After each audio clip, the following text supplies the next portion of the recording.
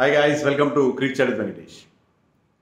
India England మధ్య ఈ నెల 22 జరగబోతున్న 5 మ్యాచ్ల T20 సిరీస్కి ఇండియన్ టీంని ప్రకటించారు.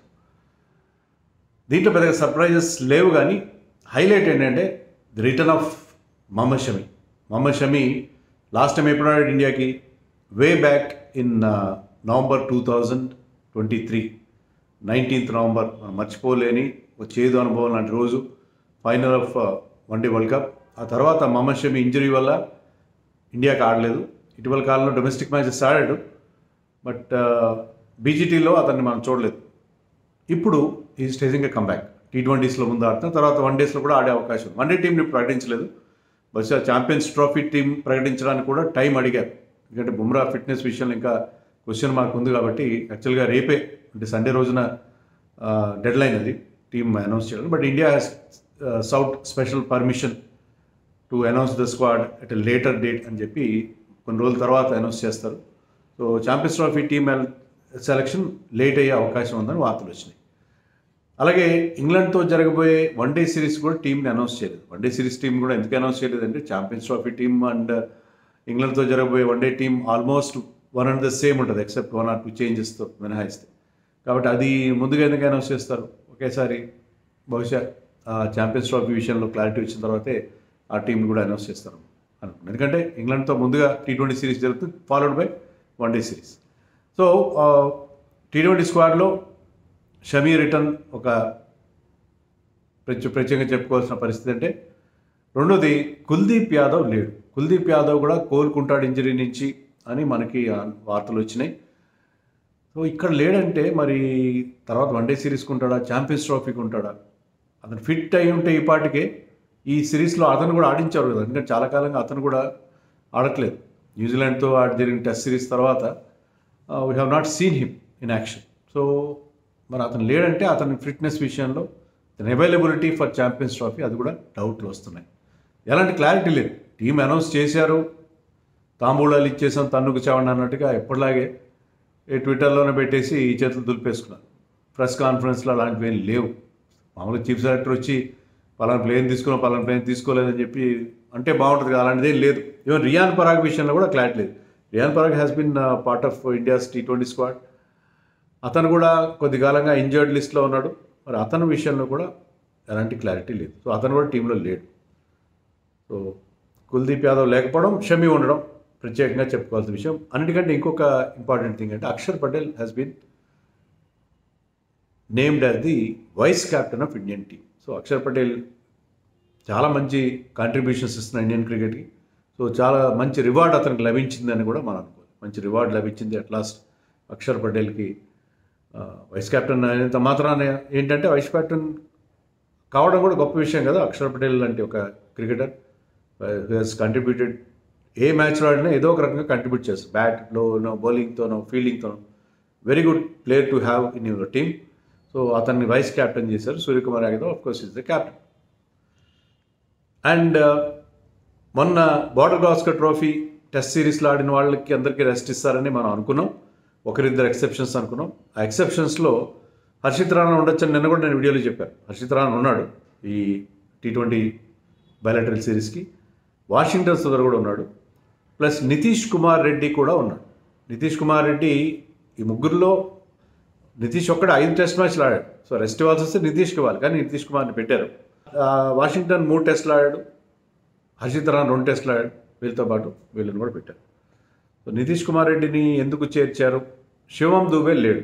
శివం దూబే మామూలుగా ఇండియా T20 స్క్వాడ్లో ఉంటాడు, కానీ శివం దూబేకి అవకాశం లేదు. నితీష్ కుమార్ రెడ్డి ఉన్నాడు, హార్దిక్ పాండే కూడా ఉన్నాడు టీంలో. అన్నట్టు నితీష్ కుమార్ రెడ్డిని ఈరోజు నేను వైజాగ్లో ఉన్న ప్రెస్ వైజాగ్లో కలిశాను. And he looked very very humble, very cool and simple guy. We had a good chat for some time. And నా పుస్తకం బిట్స్ అండ్ పీసెస్ కూడా అతనికి ఒక కాపీ నేను అందజేయడం జరిగింది. And I like him they like అతని తీరు, కానీ అతను మాట్లాడిన తీరు, అతను look very very simple and cool. So అందుకే అతని ప్రత్యేకత ఏంటంటే చాలా హంబుల్గా ఉన్నాడు Nitish Kumar Reddy. Bits and pieces నా పుస్తకం కొత్తగా ఈ మధ్య రిలీజ్ అయింది, మీకు తెలుసు కదా. ఆ పుస్తకం పుస్తకం కాపీ ఇచ్చాను. పుస్తకం very much available on Amazon. మధ్యలో కొంత ప్రాబ్లం వచ్చింది ఏంటంటే సడన్గా స్టాక్స్ అయిపోవడంతో నాట్ అవైలబుల్ అనే కరెంట్లీ అన్అవైలబుల్ అని వస్తుంది. కానీ మళ్ళీ దాన్ని రెక్టిఫై చేసాం. It is very much available. ఎవరైనా తీసుకోవాలంటే అమెజాన్ ఇండియాలో నేను డిస్క్రిప్షన్లో లింక్ ఇస్తాను. ఆ బుక్ మీరు కూడా పర్చేజ్ చేయొచ్చు.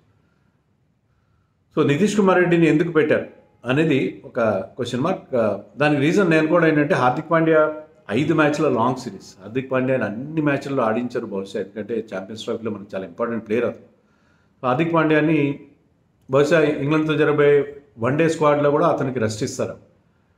హార్దిక్ పాండ్యా కూడా కొంచెం ఇంజరీ ప్రోన్ కాబట్టి అతనికి రెగ్యులర్ మ్యాచెస్ లేకుండా ఇక్కడ కొన్ని మ్యాచ్ల్లో ఒక 3 మ్యాచ్ల్లో అతను ఆడించి 2 మ్యాచ్ల్లో నితీష్ కుమార్ రెడ్డిని అతని ప్లేస్లో ఆడించే అవకాశం నాకు కనిపిస్తుంది. ఎందుకంటే నితీష్ అదర్వైజ్ 11లోకి బ్రేక్ అవ్వడం అనేది కష్టం. ఇప్పుడున్న ఈ టీంలో నితీష్ కుమార్ రెడ్డి 11లోకి రావడం కొంచెం కష్టమైన విషయం. కాబట్టి ఐ థింక్ నితీష్ కుమార్ రెడ్డి రావచ్చు. అంటే తిలక్ వర్మని పక్కన పెట్టి నితీష్ కుమార్ రెడ్డిని ఆడించాలి, లేదా రింకు సింగ్ని పక్కన పెట్టి ఆడించాలి. అది కొంచెం డౌట్ఫుల్ థింగ్. సో నితీష్ని ఒక 2 మ్యాచ్లు ఆడించి హార్దిక్ని 3 మ్యాచ్లు ఆడించే పరిస్థితి ఉంటుందని చెప్పి నేను ఎక్స్పెక్ట్ చేస్తున్నాను. అందుకే అతన్ని టెస్ట్ సిరీస్ మొత్తం 5 మ్యాచ్లు ఆడినప్పటికీ అది రెస్ట్ ఇవ్వకుండా, బికాజ్ ఈజ్ యంగ్స్టర్, అతనికి అది మళ్ళీ ఇక్కడ కూడా అవకాశం కల్పించారు. మంచిదే. అతనికి ఏంటంటే రెగ్యులర్గా ఇండియన్ టీంలో ఆడుతుంటే యూ కెన్ ప్రూవ్ హిమ్సెల్ఫ్. తర్వాత అతను బౌలింగ్ కూడా మరింతగా ఇంప్రూవ్ చేసుకునే అవకాశం ఉంటుంది బీయింగ్ విత్ ఇండియన్ టీమ్ అని అనుకుంటాను.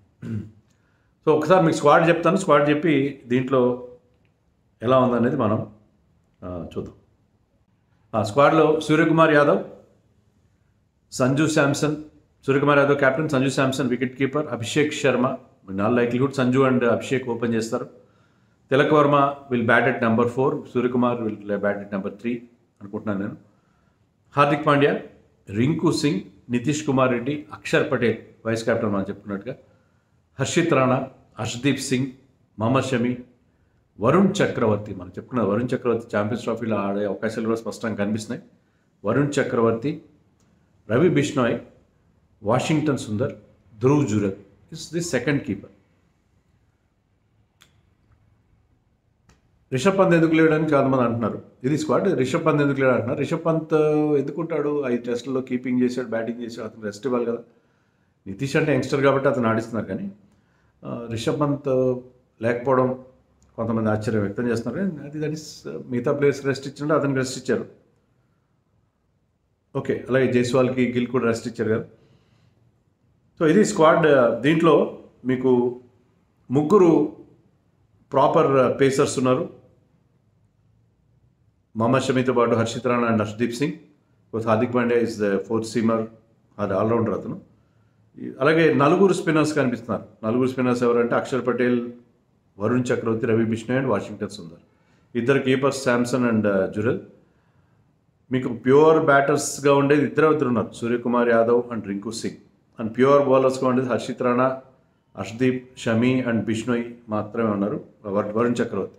సో చాలా వరకు మల్టీ స్కిల్డ్ క్రికెటర్స్కే దీంట్లో ఇంపార్టెన్స్ ఇవ్వడం అనేది జరిగింది. శివం దూబే నితీష్ వచ్చిన తర్వాత అతను కాస్త వెనకబడ్డాడేమో అని అనిపిస్తుంది.